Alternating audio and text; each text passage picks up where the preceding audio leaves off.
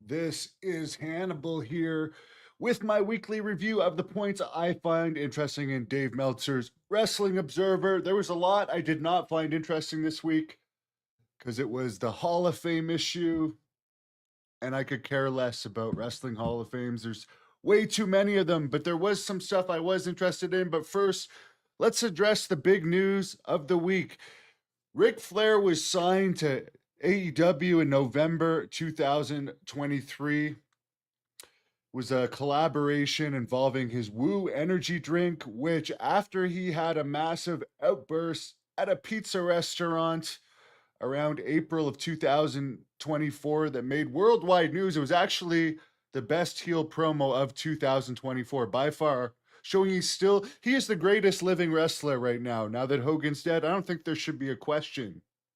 I know Cena said, or Triple H said Cena was the GOAT. Ric Flair is the greatest living wrestler. Anyways, AEW stopped promoting Woo Energy after that and didn't use Ric Flair again until Mongo McMichael died. Then they had him on TV for something. Apparently, he was booked to be on TV for Dynamite this week, which very few people knew about. And he did appear in front of, here's a fan picture of him. This is him in front of a crowd at Dynamite this week. Why they didn't put him on actual TV, I don't know. You have the greatest living wrestler of all time. You don't put him on TV. He's backstage with his greatest rival.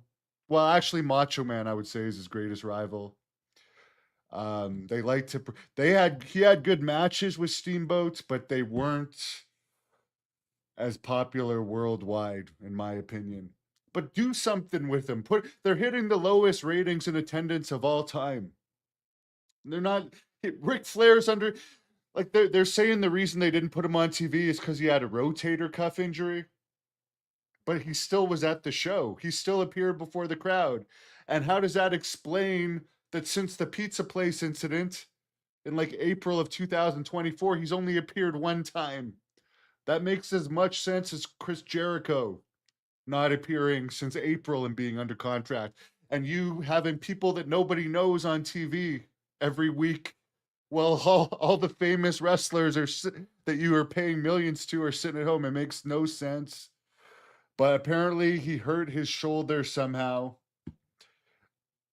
But again, he still appeared before the crowd. They just didn't put it on TV. It's just like when they brought Sting to these ECW arena shows that had like 700 to 900 people on average last summer. That Chris Jericho made a comment he said they looked like Tony Condello in indie shows, that was a shitty wrestling promoter from Winnipeg, known for ripping off wrestlers and doing really shitty, low quality shows. You could ask Scott Norton about him or ask Roddy Piper about him. And in my experience, he was a slime ball. Tried to overprice me for a ring once when he knew I was stuck.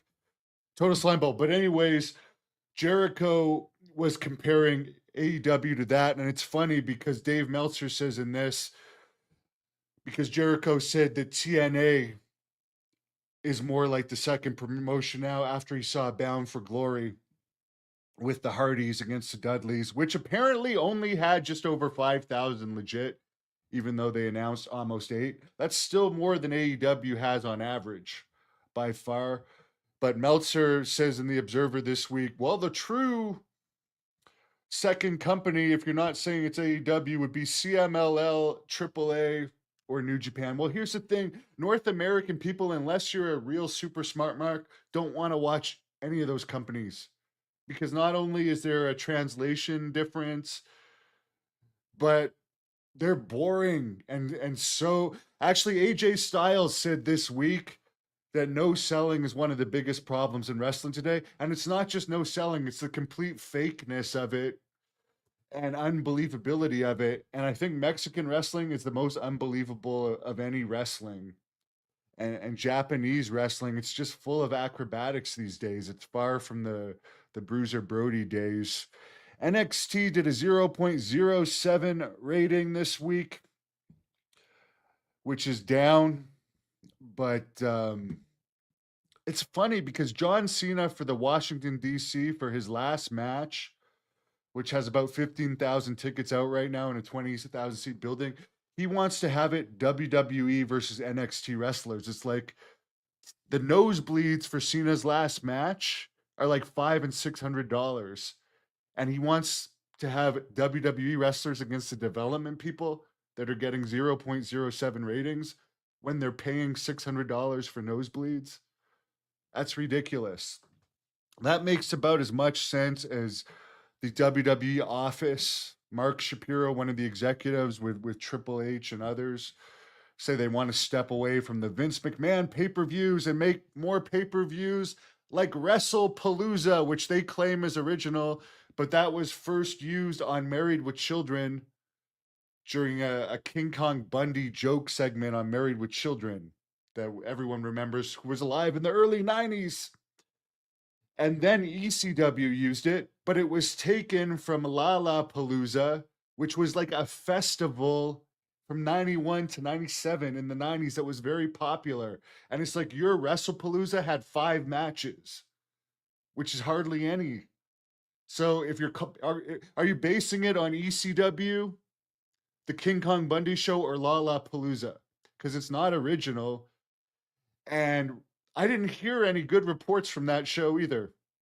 I really didn't. So it's just bizarre the way that the executives talk there. It seems like there's such a disconnect. Ridge Holland has now apologized to anyone he's offended with his GoFundMe, which I'm sick of hearing about this guy. Meltzer actually says here he was making, before he was sent down to NXT, either 350 or 400,000 a year. He made this for many years. He was then told he could be cut or take half the pay to go to NXT for 3 years. He said he would take half the pay, but only sign for 1 year because he didn't want to be stuck to half the pay. Meltzer says if it's half the pay, that would either be that would be around 175,000 or 200,000 a year. And then there's wrestlers like Jasmine Nix, who would famously quit because she wasn't happy with her 80 grand a year offer because they wouldn't let her do Paradise Island. These people only wrestle like once a week at best. That's still huge money. And anyway, she says she's going to donate the GoFundMe to charity now. So bizarre. You're making in the hundreds of thousands, and then you want to GoFundMe from regular people that are probably making far less than that. SmackDown in Grand Rapids, Michigan, the presale is only 1,300 right now. SmackDown November 7th in Greenville, South Carolina had 6,300. Raw in Boston for John Cena's last appearance on Monday, where he won the Intercontinental title, had 16,000 and 20,000 seat arena. His last ever appearance in Massachusetts, his home state. Jim Ross, who's been off due to health reasons and supposedly Devon Dudley issues, calling him racist and stuff, he's going to be back in AEW, he says, soon. Edge is taking time off. Don't know where Britt Baker, Chris Jericho,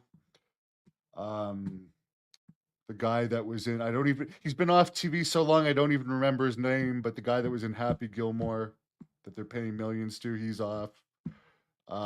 Swerve Strickland, who they're paying like $5 million a year to, is off. Meltzer brings up here's what I think they should do. This angle has a lot of talk. Even though Anna Jay and Tay Mio were supposed to wrestle Nixon Newell and Miranda Alizé on Collision a couple weeks ago, I guess Alizé and Nixon Newell had jobbed in 3 minutes the week before, and they were asked to job for 3 minutes again, and they didn't want to, so they left. This made a lot of news all over the place because they wanted like either a 10-minute match or to leave, and obviously you can't dictate if you're not under contract wrestler, and it's not going to do you any favors of getting hired. But people are talking about the angle. That angle has more heat to it than a lot of the angles out there these days in any company. Not pizza. I don't know where that's coming from, but don't get me thinking about pizza. I got to go for my second workout in a million. Yeah, Dennis. Even Britt Baker supposedly makes in the millions, and she's just sitting at home. But we get these people that, honestly, I know Moxley. Um, I know maybe like 15% of the people because they're not over because they don't get their wrestlers over. And when people leave, like when Penta left, he sat out for months. They didn't use him to make new names. It's just like, oh, you're leaving, let's sit you out. What is worse, in all honesty, getting a 0.06 rating for Dynamite and 0.03 rating for Collision like they have been, or using Chris Jericho right up until the time his contract ends? To me, let's just use the guy because absence makes the heart go stronger. People are going to want to see him more when you leave these people off TV before they switch. It doesn't make it's use them in some capacity right until they leave. And if it's in their contract, they can't job. Like even Miro sucks, and everyone only remembers him for his wife making out with Lashley on top of him. But like he even had a little boost in popularity when he first went back to WWE, just because there was such buzz. Oh, you're paying him in the millions of a year and sitting him out. It made no sense. Yeah, Skinner hat, which I recently posted a clip where he alleged that he spit in the Warrior's face and it wasn't planned licorice because he had heat with the Warrior. I watched the match and he has zero offense in that match. I didn't remember it at the time he told me the story, but when I rewatched it, it's like you got literally zero offense. The Warrior just beats the crap out of you, but he talks like he's some sort of tough guy when he's talking about it. The Warrior was very entertaining. Skinner was an opening match guy. I never heard him as a shooter. I've only heard Coco Beware beat the shit out of him. So it's just funny that all these guys talk tough about Warrior once he's dead. I've never heard of Warrior backing down from anyone. Bill Watts tells a story that Warrior supposedly backed down from him, but there's nobody that confirms that. And I never heard of Warrior um, losing a fight either. Skinner was supposedly spitting black licorice. Anyways, guys, have a good weekend. I'm heading off to the gym.